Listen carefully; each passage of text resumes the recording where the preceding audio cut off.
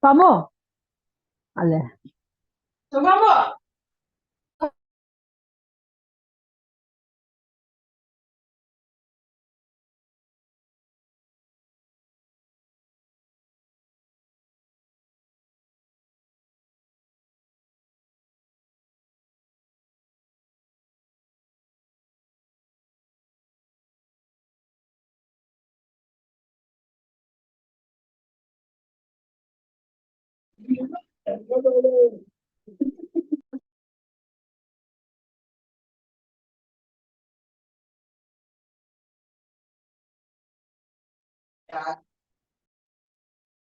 Uh, Gurleen, we can start the session now. Sure, sir. Good evening to our esteemed speakers, organizing committee, and participants. I, Gurleen Kaur, practicing clinical psychologist and director, Indian Mental Health Research Center, Madhya Pradesh, on behalf of Team Indian Mental Health Research Center, Lucknow, welcome you all to the seventh series of Reflection Masterclass in Mental Health. Reflection is the initiative taken by Indian Mental Health Research Center, Lucknow.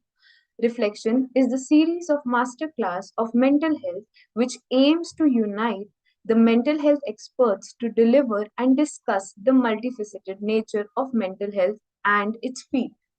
The topic of today's discussion is on psychoeducation for patients with mood disorders. Our esteemed speakers are Ms. Soni Jaiswal ma'am as the speaker and Dr. Shweta Sharma ma'am as the chairperson. Now, I would like to introduce our honorable speakers of the evening. Ms. Soni Jaiswal ma'am, our speaker, is RCI licensed clinical psychologist and has 9 years of experience in the field of mental health. She is currently teaching psychology in the Department of Psychology, Gargi College, University of Delhi, as well as the founder.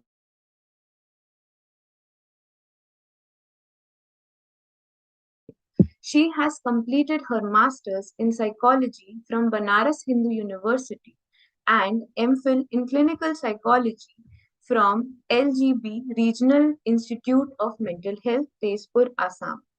She has worked in the Department of Clinical Psychology, Amity University, Lucknow, as assistant professor and All India Institute of Medical Sciences as a clinical psychologist. She has done her paper presentations as well as participated as a panelist in Indian as well as international conferences. She is a practicing neurolinguistic she is a practitioner in neurolinguistics, mindfulness practitioner, cognitive behavior therapist, and ACT practitioner, as well as a lifetime member of Indian Association of Clinical Psychologists. With this, I welcome you, ma'am, here. Now, I would like to invite the chairperson of today, Dr. Shweta Sharma, ma'am. She is a licensed clinical psychologist with the Rehabilitation Council of India and has 13 years of experience in mental health field as a clinician, trainer, and criminal psychologist. She expertises in projective psychology, psychoanalysis, cognitive behavior therapy, marital therapy, neuropsychological problems and assessment, personality assessment, OCD, depression, anxiety, etc. She is a member and general secretary of the Indian Association of Clinical Psychologists as well as a member of the Central Zone of the Indian Psychiatric Society. For 4 years, she served as the Somatic In Blood Society's General Secretary and Assistant Editor. She is working on number of community-based research initiatives and uh, has got her articles published in more than 10 research publication houses, which are international and domestic both. Her research on sexual abuse in childhood earned her the 2018 Best Paper Award at the Annual Conference of Clinical Psychologists. In 2021, she was dubbed the best clinical psychologist in the Delhi NCR by Women's Conclave. In India's 100 Inspiring Women of 2023 Fox Story, India also highlighted her. She is frequently featured in the Times of India, Mail Today, Dainik Bhaskar, Jagran City, Aaj Tak Radio, Radio One, and many more as for the national papers, health and lifestyle magazines, etc. Consultant with the Manipal Hospital, Palam Vihar, and she also serves as a clinical psychologist for psychological assessments of juvenile on the bench of Juvenile Justice Board, Gurugram. She has been recognized as the female role model by Haryana School Shiksha Pariyogita Parishad since 2018, and she has been invited to the various government schools in Gurgaon to motivate younger females through the Man Ki Baat program. We stand very delighted for to join both the esteemed guests. Thank you, speakers, for taking out your time from your schedule and sharing the insights on the journey ahead. Over to you, Shweta. Thank you so much. Thank you, Gurleen. Thank you, Dr. Sajid, for having me as a chairperson. And I must congratulate to I, IMHRC to take this initiative because this is very important reflection at it needs. This reflection is very much important, not only for clinician, but all the participants who are going to join with us.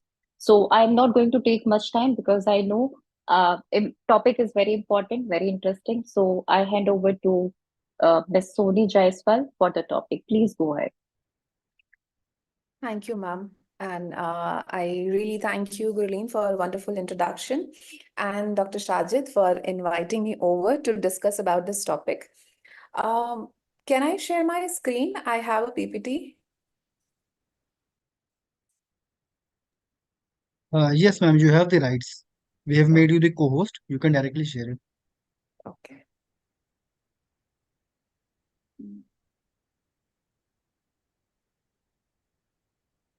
Is it visible to all? Yes, it is visible. Okay.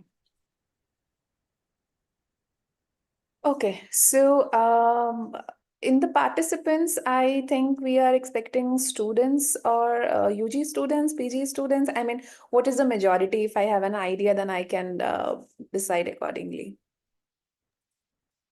Ma'am, as I can see, it is a mix of professionals as well as students. Okay, fine. Okay. Then I would love to touch the basics, but would not go in too much of detail because if we have professionals, so definitely you already know what I'm going to talk about. I just hope that I will add some more light to it, what you know. So the topic psychoeducation for patients with mood disorders. Psychoeducation is something that we all practice in our clinical practice. We are definitely providing psychoeducation to patients, but to some extent, are we actually doing what is required? Or are we going to the depth? Or are we targeting the right population? Or are we able to target the right population? Because in India, we know that because of the stigma, we are not able to provide our services. They are not reaching out to us, the exact or the correct population. So a lot of people who are there are not getting exactly what they should be getting. Right. So just moving forward with this, how are you feeling today? So this is my question for my lovely audience today. How are you feeling? So the first basic of what mood disorder, we are talking about mood disorder. So let's start with mood or emotions. What do we know? Do we know how to label our emotions? Are we always aware 100% that how are we feeling? if I ask, so if some of you can text or unmute or say, how are you feeling? I know this world is now dependent on a lot of smileys. That is why I have put some. So if you are able to relate, if you are able to understand or label your emotion, I would really love to know that how are you feeling today? Can I have some responses?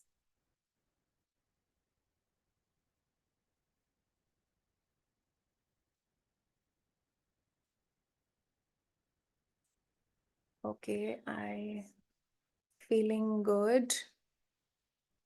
Feeling good. Another smiley that indicates blessed. That's good. I mean, if you are feeling good, that's wonderful.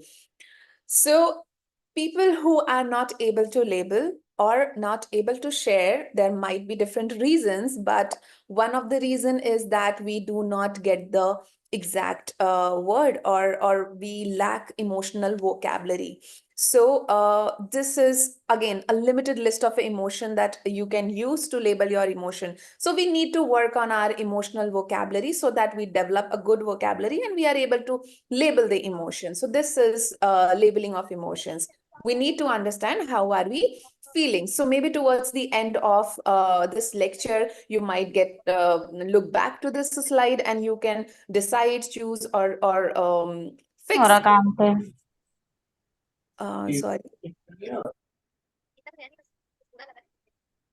Okay, now moving towards mood disorder. As I told you that I'll touch the basic, but I'll not go deeper. So that was basic, understanding your emotion, labeling your emotion. So you can label only when you have the knowledge about it, when you know the vocabulary, when you have a good list of positive emotions and negative emotions, because both are important. Both are, if going beyond the limit, so it is a problem, right? So that is what we talk about mood disorders. Mood or affective disorder. If you refer to ICD-10, then the code is,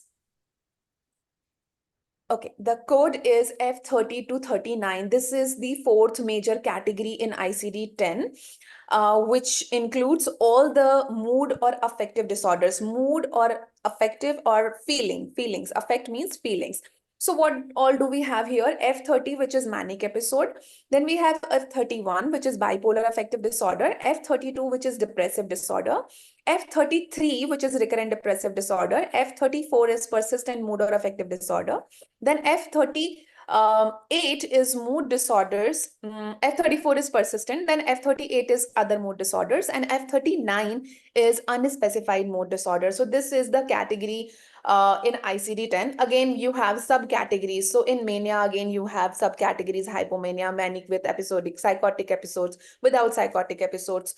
Then again, bipolar 1, currently mania, bipolar without manic symptoms. So we have a different categories. We need to understand these two terminologies and then we can move forward. So mania and depression. Bipolar, two poles. One is depression, one is mania. So what is mania? Mania is your elated mood. Basically, we see three things in mania. You are experiencing elated mood, and there is increased in your physical and emotional mental activity. So you are very active, you are doing a lot of things without taking a break, you are feeling less, you have a lack of, you are not sleeping well, you are maybe eating too much, physically very active. So that indicates mania. And on the other side, depression. I think we all are very well aware of depression because this is getting most common these days. Among the mood disorders, depression is the most commonest disorder, I would say. So again, the low mood. On the other side, elated mood. The other side is low mood and decreased or disturbed appetite, sleep, loss of pleasure in pleasurable activities, then hopelessness, helplessness, worthlessness, then you are losing your interest. All these things are moving towards depressive disorder. In bipolar, you can have both the episodes. So that is why it is called bipolar affective disorder, where people experience both the episodes at a particular period of time. Then we have recurrent, which is occurring again and again, depressive symptoms. Then we have persistent, which is continuous, and then other and unspecified. If you are not able to put in any of the above categories. If your client is not matching the criteria from any of the above category, then you put them in other unspecified. So first we need to understand that what is mood disorder. Then only you will be able to make your client understand, because psychoeducation is educating your client. We will go to that what is psychoeducation. First, I wanted to brief you about the mood disorder. So if you have any question related to mood disorder, you can note it down and ask towards the end. I think that is what we are going to follow. So this is overall mood disorder, and in your life, you all must have seen maybe in a clinical setting or in your surrounding somebody having depressive symptoms. So here, a significant level of distress we all experience, but this is more than that distress when people get dysfunctional. That's the stage when people approach professionals, especially in India. That is why we have a lack of, I mean, when we look at the prevalence rate is not that high. Why? Because people are not approaching. They are due to some stigma, due to lack of resources, due to lack of awareness, they are not approaching professionals, they are not taking help. That is why we are not getting the exact population who is suffering from any of the psychiatric disorders, right? Because we calculate the prevalence on the basis of the reported cases. So that's issue. Moving to psychoeducation now.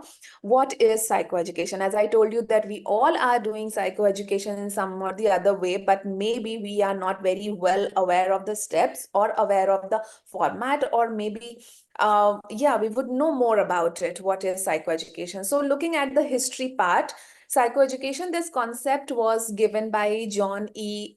Donnelly in Psychotherapy and Re-Education in Journal of Abnormal Psychology, published in 1911.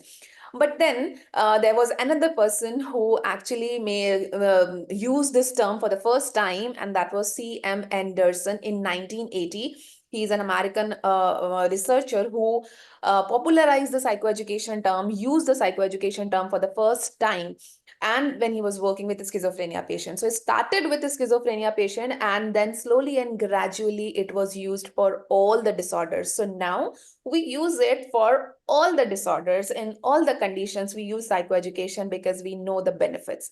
It has a lot of benefits if you are using psychoeducation in your therapy sessions. Now, let's look at the definition that what is psychoeducation. So according to our own Anderson, 1980, the term psychoeducation comprises systematic, didactic, psychotherapeutic interventions which are adequate for informing patients and their relatives about the illness and its treatment, facilitating both an understanding and personally responsible handling of the illness and supporting those afflicted in coping with the disorder. So we are not only educating, we are also making them capable or to learn how to handle the situation, how to take care of a client, of a person with any mental illness, how to take care of the person at home or in the society or in the community. So we are not only just educating, we are going a step forward. Another definition given by American Psychiatric Association: the education of a person with psychiatric disorder in subject areas that serves the goal of a treatment and rehabilitation. So all the professionals, they are doing psychoeducation, they are giving psychoeducation in the field of mental health. You will see a psychiatrist who is seeing the client and prescribing medication is also psychoeducating. A clinical psychologist, of course, is doing a psychoeducation practicing, and then a psychiatric social worker is also providing psychoeducation to the family members and to the client. So we see that almost everybody is doing psychoeducation. So what all do we need to include in that process to make it more beneficial for our clients and for the community? So we are not only working for the client here, we are working for the family, for the community, for a lot of people. So let's look at the structure, how the psychoeducation looks like, sessions, the structure. Psychoeducation is an educative method here aimed to provide important information and training to the patient and families. You know that we are providing awareness and helping to develop some skills to the patient and to the family members. each psychoeducation session has defined goals and focus, and the structure is determined by the population, severity of illness, and level of awareness.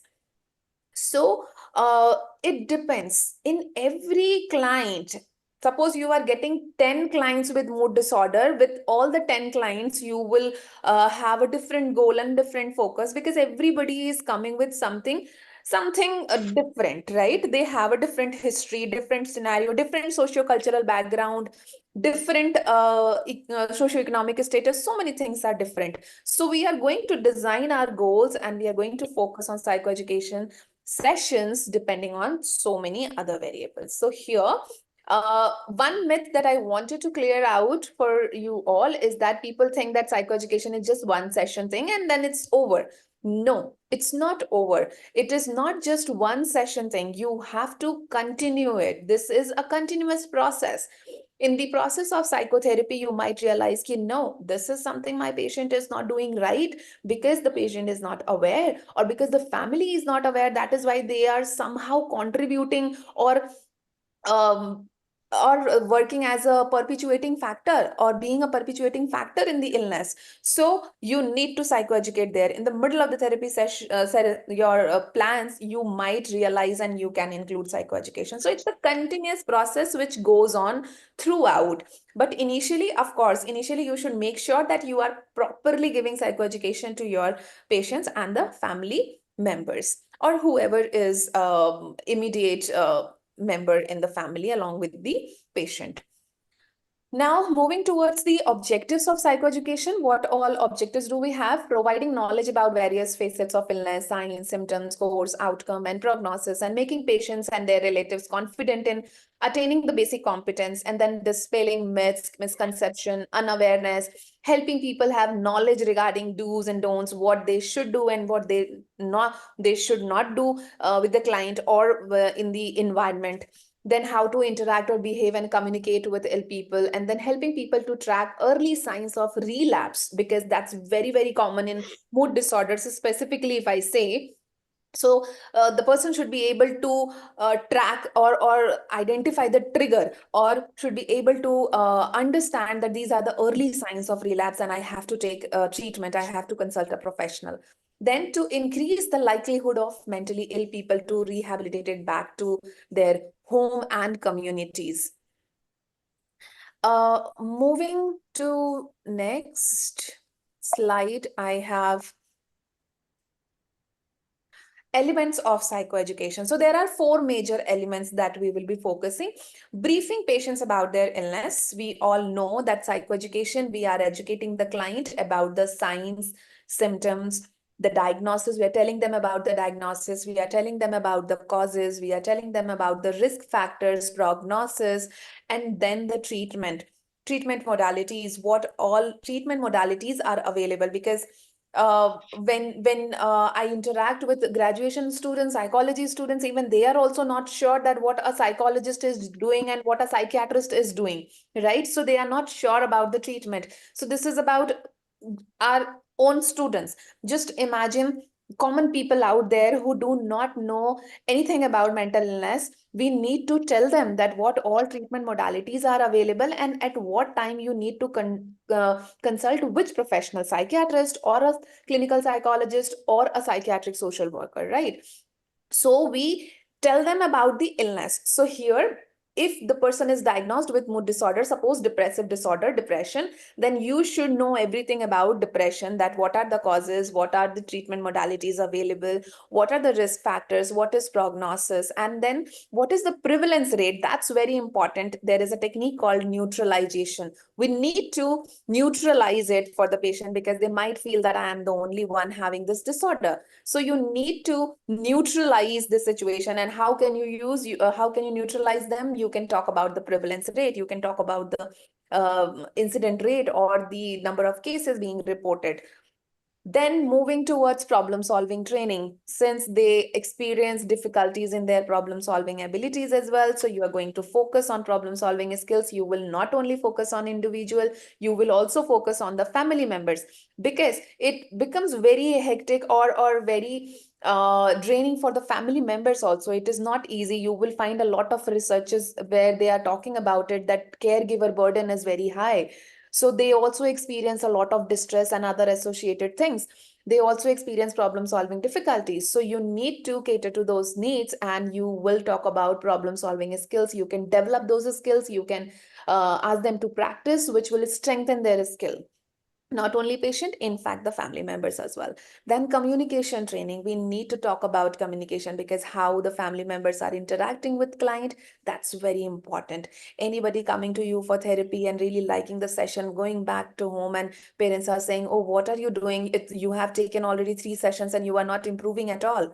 Then this statement can actually hamper your therapy process. And this has happened with me multiple times. My client's parent coming and saying ki 3 hafte ho gaye, the person is not getting not improving. I mean, it's not that easy, and it takes time, right? It takes time in therapy. So you need to psychoeducate family member to not only to enhance their awareness, but also to work on their communication skills, that how they are communicating, that is also very, very important, and that actually affects client.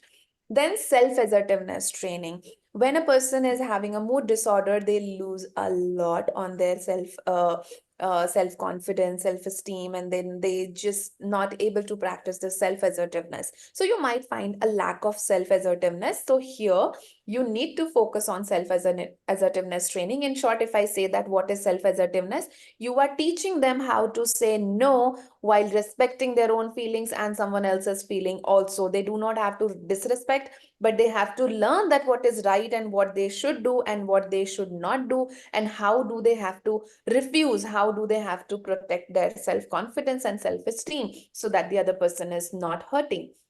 These trainings, it takes time. It requires practice, a lot of practice. So you have to encourage them to practice a lot, because I told you, psychoeducation is not something that can end in one session, just telling the client ki, oh, you are having a depressive disorder and you need to take 10 therapy sessions and then you will see some improvement. We might need more session. This is not enough. You need to do more than that. Moving forward, essential components, few of the essential components of psychoeducation sessions, which I have included here. So what all we are going to talk, this might be a repetition, so I'm going a little faster here. You're going to talk about etiological factors, causes, then common signs and symptoms, awareness about early signs of relapse, then coping mechanisms, available treatment modalities, need for adherence to treatment, do's and don'ts for family members, and then misconception, stigma related to illness, whatever people have, common people. So you're going to talk about what commonly people have. And if you know that your client or the client's relative is having something, then you can focus more on that, right? But these are the common things that you should definitely include in your psychoeducation sessions. Now let's talk about the models. We can see two categories. It can be divided into two categories. So first is based on target population, another one is based on methodology. So based on target population, we have 4 types of psychoeducation, that is 4 models, I can say: individual, family, group, and community. Individual, when it is client centered, you are focusing on client, you are talking to client, you are psychoeducating your client about the illness, you are working on their self-assertiveness, problem solving, and communication skills. It is just your client. Then family psychoeducation, when you are educating the family members. So family members are very important when we talk about mental health, right? Because they are affecting a lot. Sometimes they are precipitating factors, sometimes they are predisposing, sometimes they are perpetuating factors, and sometimes they are the biggest protective factors as well. So yes, we need to look at that area, family, and we need to psychoeducate them so that they are taking good care of the patient at home, and you are giving your 100% from your side. So therapy and family support both will make it way more easier for the client to process or to handle or settle down these things. Then we have group psychoeducation. You can give psychoeducation to a group. It can be group of family, it can be a group of individuals having illness, it can be mixed also. So when you are providing psychoeducation in a group setting where people with similar experiences are coming and then they are sharing. So that again helps a lot when people see, this is also one kind of neutralization when they see that other people are also facing similar issues, even worse issues. So they will get some strength and they will also get some idea ki, okay, how can I work on this? Then we have community. This is community psychoeducation. I would say what Sajid sir is doing here is somewhere educating everybody, right? It's a kind of community psychoeducation. When we are informing the community, taking help of social media, taking help of brochures, taking help of seminars, street play, whatever you are doing, when you are providing education in the community about the mental health issues. So that is something which is based on target population. Moving towards methodology part, information, when you are providing information. So this is an information model, providing information about the illness, complete information. Then skill training, when you are working on the skills, their different skills, whatever problem solving, decision making, or emotional, whatever training, skill training you are developing, when you are helping them to develop some training, some skills. Then supportive, when you are providing some support, taking help of resources and providing them support to understand or to work on this illness. Then we have comprehensive model, when you are using all of them, all three of them, information, skill, and supportive, all the approaches you are mixing and you are providing to the patient. Then that becomes comprehensive model. Other than these, again, there are a few more models which I would like to talk about here.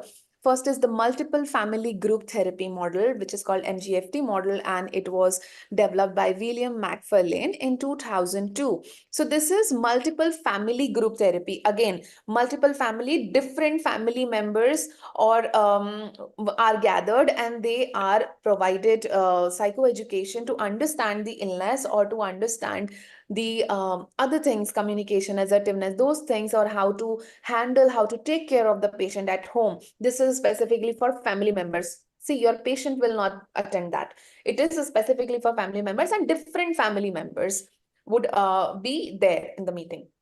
Then we have behavioral family management model.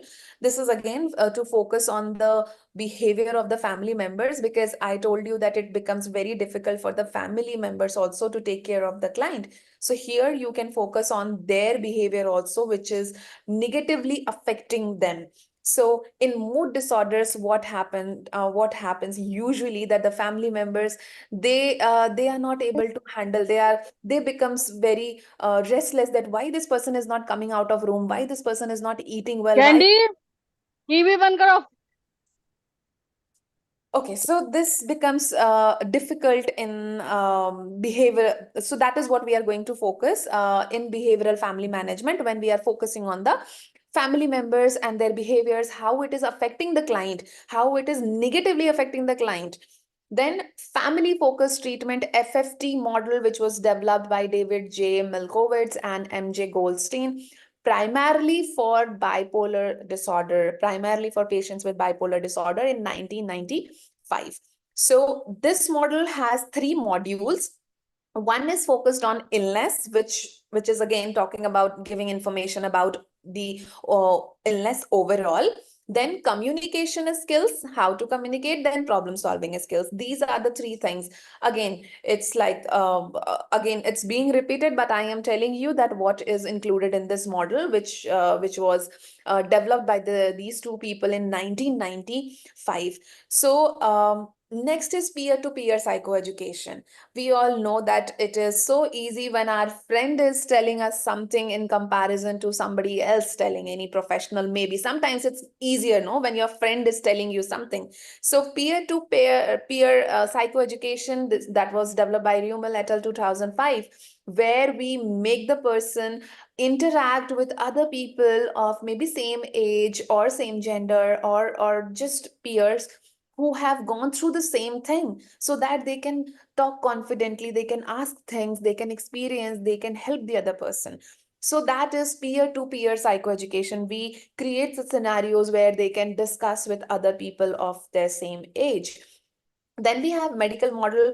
As I told you that everybody in the field is providing psychoeducation. So sometimes psychiatrists, what they follow is medical model, where they are talking about the disorder, where they are talking about the biological role of biology here, right? How the brain, how the neurotransmitters, these things are responsible, how long do I need to continue the medication, how the medication are going to help me, what are the severe side effects. So these are the things that a psychiatrist would tell you, and how long the medication needs to be continued, how can we terminate, how can we stop the medication. Those things is included in medical model.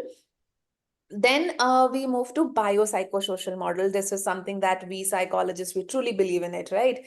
So we are not ignoring anything. We are including everything. We are focusing on the biological aspects, psychological aspects, and social aspects, and we are helping the client to understand. Sometimes we create the graph, we put their symptoms to make them understand that these are your biological things, these are your psychological challenges, these are your social challenges that you are facing. So when we are taking help of this model to make them understand, we can take help of many things. We can take help of resources, we can provide them some information, some research articles or some books, whatever the client, if the client is interested, because we get a lot of interested clients who want to read about the disorder, they want to know about it. They might ask you, can I get some reading material on this? So you can definitely share the reading materials, you can share the information. So the psychoeducation includes many things, whatever is feasible, whatever is beyond, whatever is within the boundary, whatever is ethical, you can use those methods to educate your client. But yeah, again, remember that you have to share only the reliable resource material. Do not share random things, and do not disclose the identity of any of your client just to make the person comfortable. No, we try to provide the information being in the boundary or following the ethics.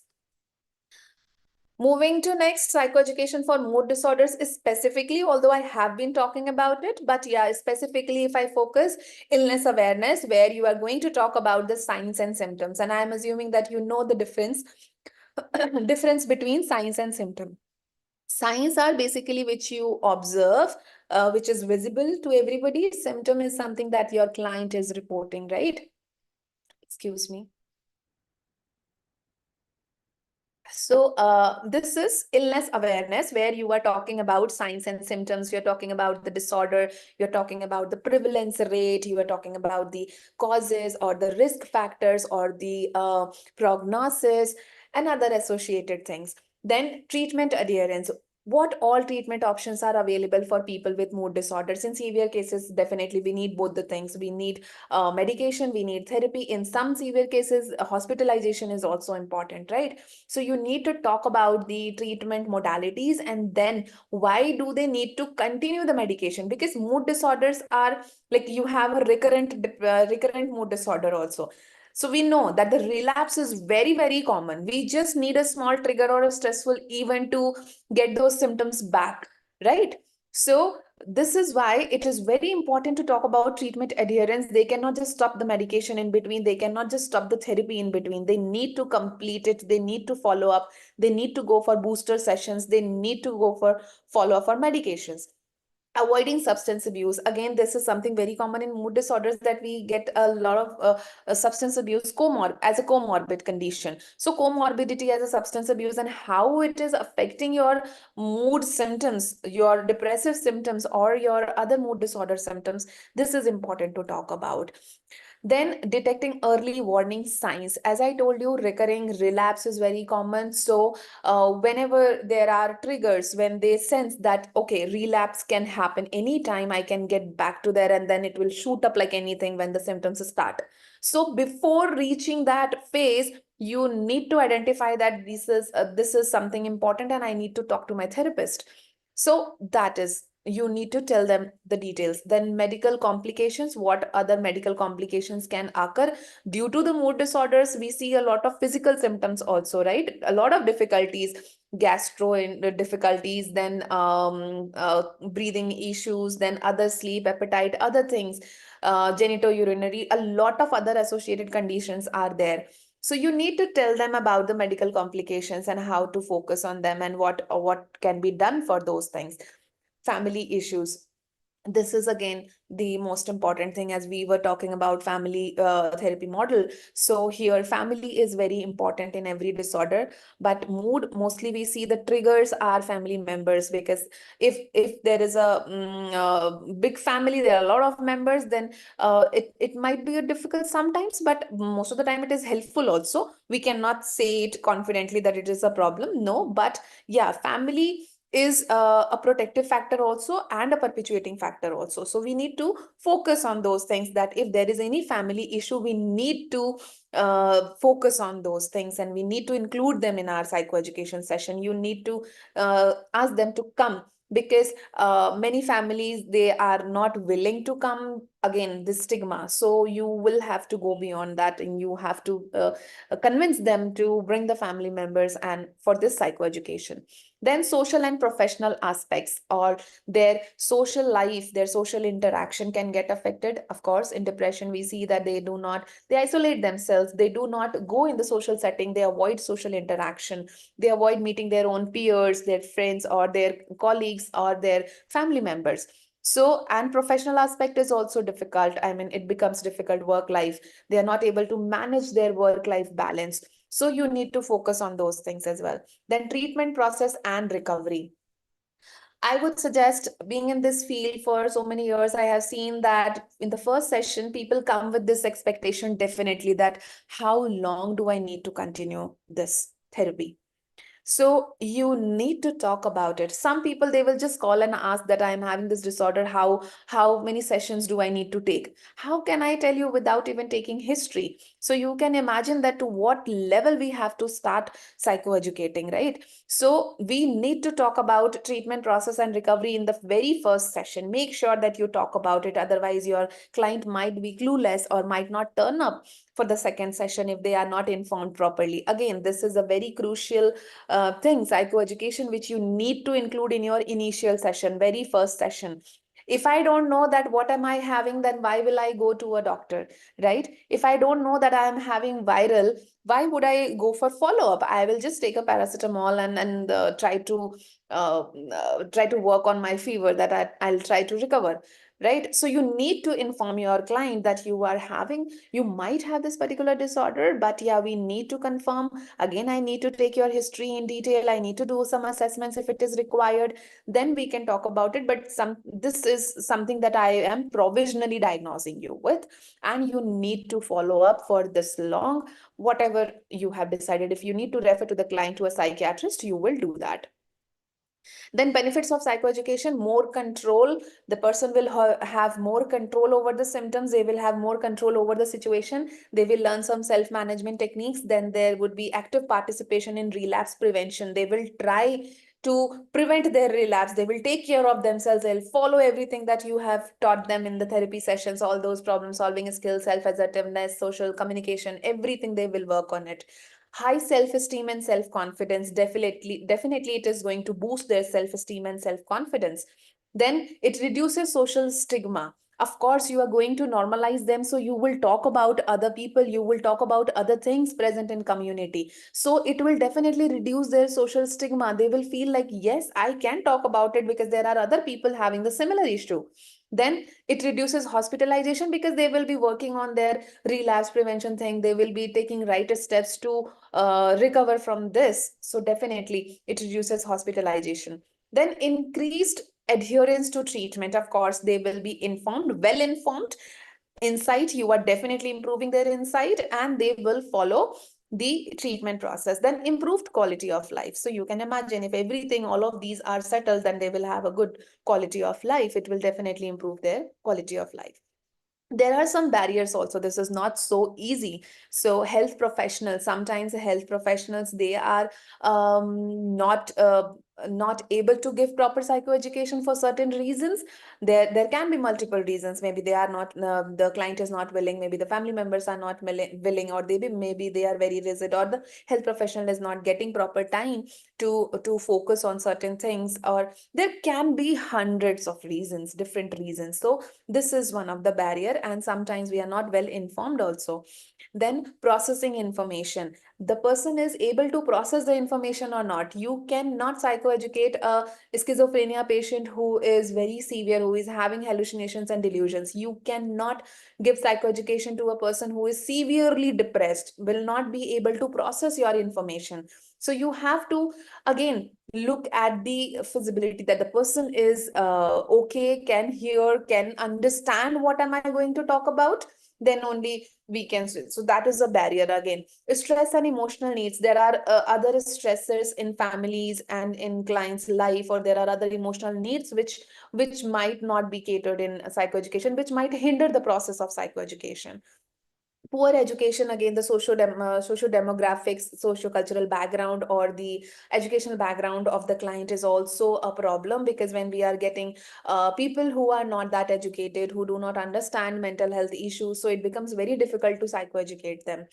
Cultural myths, there are a lot of cultural myths. People come with a lot of black magic and other things that is quite deep rooted in their head, so it becomes very difficult to take out those things, because they ask you that do you think that it's a black magic, do you think that I should go to a faith healer also along with this therapy? So yeah, this has happened with me. So this happens and it becomes very difficult to psychoeducate at that point. Then language barrier. Language is something that is again a very important thing in our mental health setting, because what do? We talk, we take case history. If language barrier is there, then you cannot do anything. You cannot give your 100%. Your client will also not understand. So this is something very important we need to focus upon.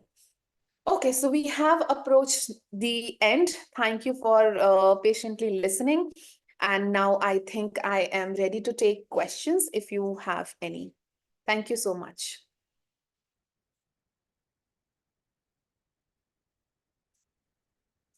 Thank you, Soni, for the wonderful presentation and covering all the aspects.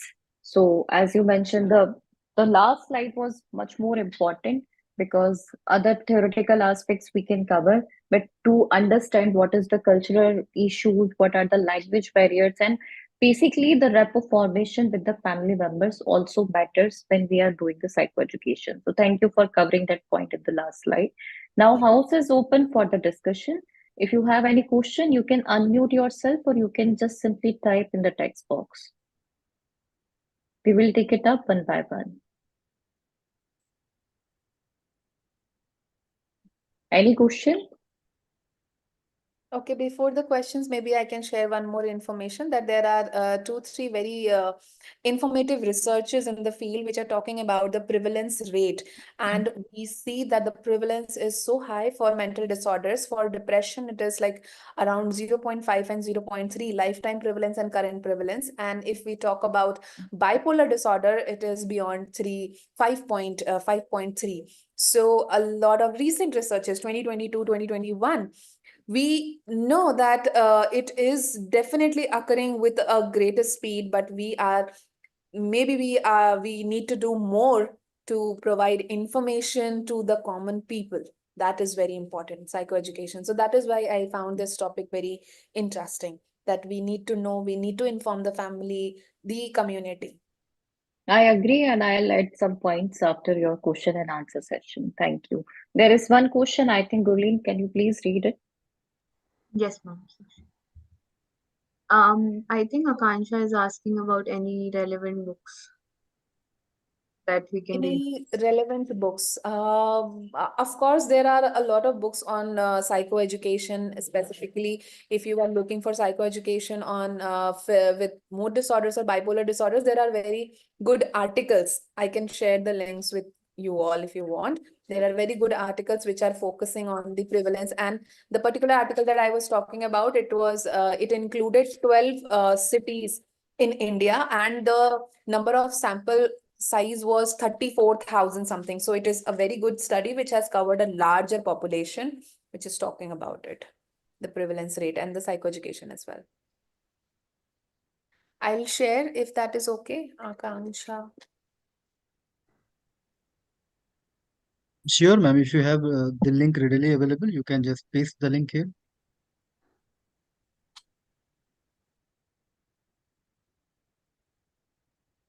Any Okay. other question? Other question? I would request participants, if you have any more question, you can unmute yourself and ask, or you can type in the chat box.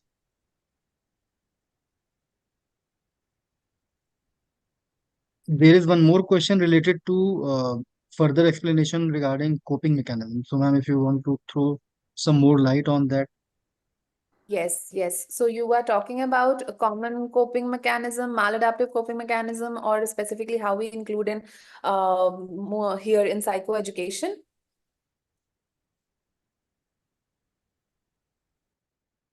Okay, I think I will tell you a basic. So basic coping mechanism. As I told you that we all have experienced stress in our life at some point. So how do we cope with that? Not all of us are taking therapy. Sometimes we do feel like that we should take therapy, but we are able to manage, right? Because we have some good coping mechanisms. We know how to cope with the situation right now. How can I handle? How can I distract myself? Or how can I use cognitive restructuring? Or something, how can I evaluate the situation? So coping mechanism is coping with your stressful events, and specifically in depression that you see, the coping mechanism is maladaptive. Either they will try to hurt themselves, either they will think that life is not worth living, so they will commit suicide. These are maladaptive coping mechanisms, or they are having anger outburst, or they are maybe harming themselves and suicide. Yeah, these are the maladaptive coping mechanisms, you can say. So in psychoeducation, definitely if you see that there are maladaptive coping mechanisms, you need to identify and work on healthy coping mechanisms. You can teach them, you can motivate them, you can. So basically, we are not teaching, we are helping them to find out, right? We are providing them options and we are helping them to find out which one is best, which one I can apply. Because being a therapist, I cannot dominate the situation. I cannot tell them that do this, right? We are not teachers, we are not supervisors, we don't do that. We provide them with lot of alternatives. We provide them space to explore which one is healthy according to you, which one is best, which one is possible for you, and then do it. Try and see. Difference between group and community therapy. This is the next question. Yes. Okay, so group is when you are, so we can have three kinds of group. Multiple family group, where you are taking family members of different patients. So there are multiple family group. Second is just a family group where you are just taking one family for the psychoeducation. Third can be mixed group, where you are taking different family member and along with the patient. So this can be family ka. And then group, you can also make a group depending on the nature of symptoms, maybe the diagnosis. If they are having suppose mood disorders, all of them are diagnosed with mood disorders, all of them are diagnosed with depression, all of them are diagnosed with substance abuse disorder. So you are making a group and providing them the psychoeducation. Community is basically when you are going in the field, providing information to the community. That person, I mean, if you go to any particular area, there are 10 houses, then there might be possibility that in 60 houses they have experienced some mental illness, but other 40 houses they may not have experienced any mental illness. So providing to the community, where not necessarily everybody is having mental illness, but they should be aware about the mental illness. So you must have seen post on social media. So this is informing the community, or street plays, or when people hold some seminars, provide brochures. So these can be community psychoeducation. I hope I have answered your question.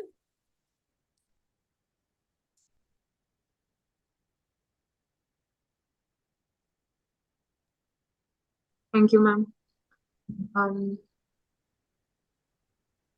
Participants, if we have any more questions, we can take it.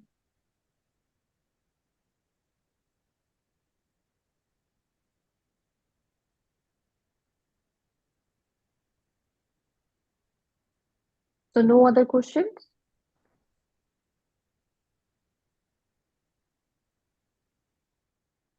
So can we conclude the session here? Yes, ma'am. Over to the chairperson. Yeah.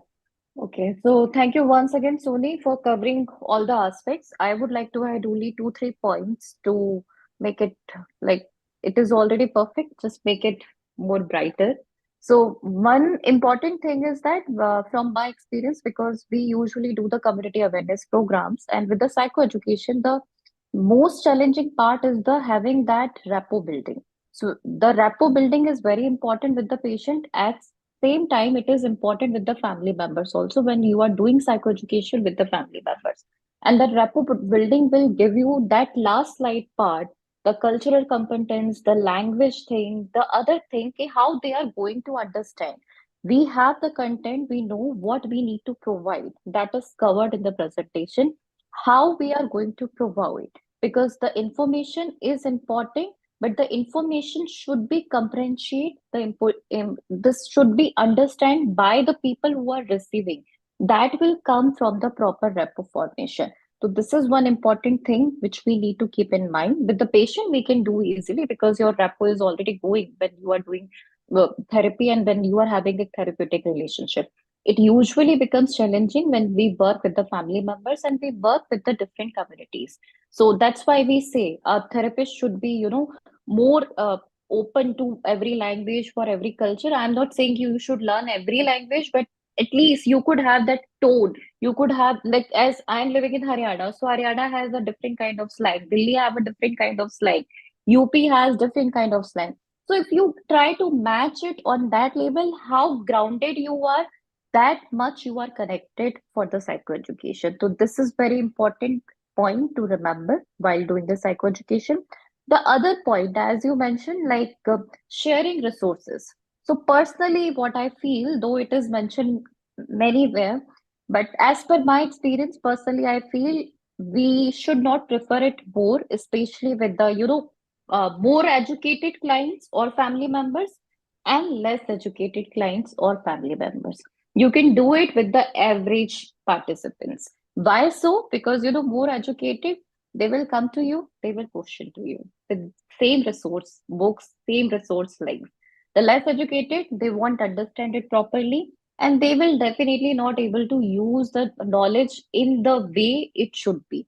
So when we are taking the charge for the psychoeducation and from the books and other things, you are getting into the theoretical part only. But psychoeducation should be focused on the verbal part, and that is another beautiful relationship between family members, between you. So we should focus on the verbal, facial expression, and that empathic part for the psychoeducation. So that this two are my suggestion from my end. Otherwise, presentation was very nice. I hope all the participants enjoy it and they will get benefit from this session. Thank you so much. Thank you, ma'am. Thank you so much. Thank you so much, ma'am. Sir, before concluding, we have one question actually. It was pasted with a thank you note. So the participant mentions actually about the personal experience that my grandmother is suffering from schizophrenia and very less of my family members are acceptable about it. They were at the denial phase for a long time. As the symptoms got worse, we consulted her to a psychiatrist. Drug therapy is working, but she won't adhere to it properly and stressed out about her.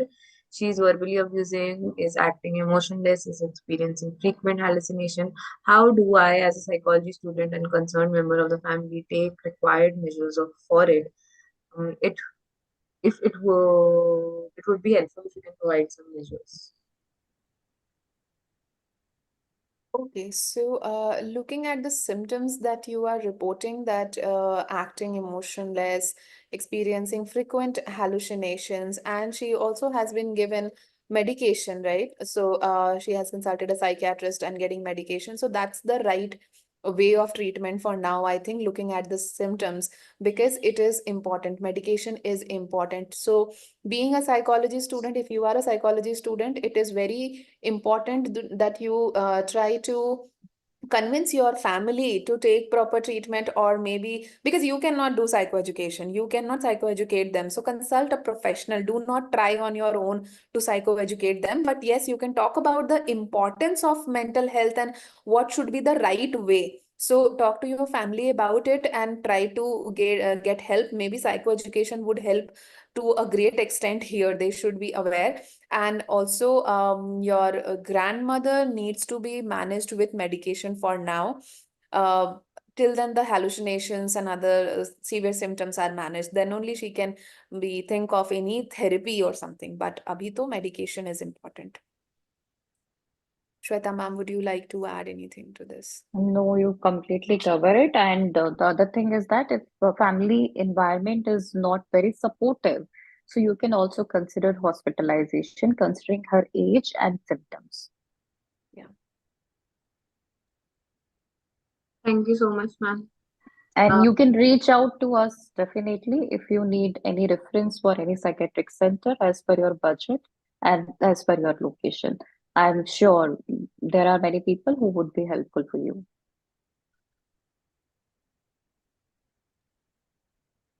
Thank you, Shweta ma'am, for that. Mm. Um, Shall I conclude? I think I should move towards the conclusion now, and I would like Sajid sir, who would do the vote of thanks to both the speakers. So, Sajid sir, the clinical psychologist and assistant professor, and IMHRC director, I would like to invite you, sir, for doing this. Thank you, Gurleen.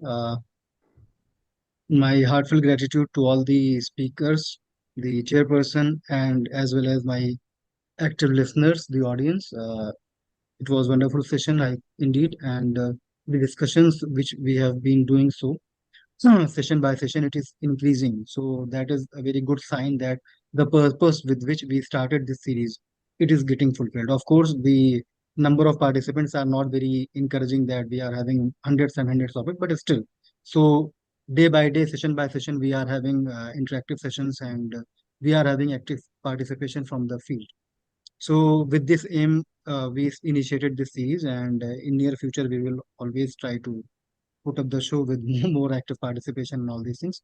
Regarding psychoeducation, I remember the wordings of our mentor, Professor Zaidi. While teaching, he used to say that psychoeducation is like the Dolo tablet nowadays, just like it is in the field of medicine. So whatever symptoms, because in most of the medical conditions, it is accompanied or the comorbidity is raising of temperature in the form of fever. So, irrespective of the etiology, the physician prescribes some kind of paracetamol in the form of Dolo or other tablets. But in the meantime, to deal with the overall etiology, deal with the other causes and symptoms, you have to manage specifically. So, this is how we can understand the purpose of psychoeducation. But in the end, as ma'am highlighted, that not it is not the cup of everyone's. So unless and until you are trained in that, you are having proper exposure. Because I can relate to one of the experiences I had with a mother of children having autism. So she was consulting some of the physicians and even pediatrician, and what happened there that out of some miscommunication and all these things, once she reached us, we found that there have been lot of miscommunication, and due to that, the child is in very bad shape, whether it is regarding the diet, whether it is what to eat, what not to eat, what kind of stuff he should be given, and all lot of things were there. So this is how the initial steps of psychoeducation and how to start just from the process of repo formation to the end. And as ma'am highlighted, that it is a continuous process. It is not just like for the first session or for the second session and psychoeducation is done. So this is a very good therapeutic process, and once you are trained in it, it works wonderfully to liaison with the parents, the family members, and other key stakeholders, so that overall benefit for the patient as well as his well-being is taken care of. With this, I'll extend my gratitude once again, and thank you very much for your uh, participation. Thank you. Thank you, everyone. Good night.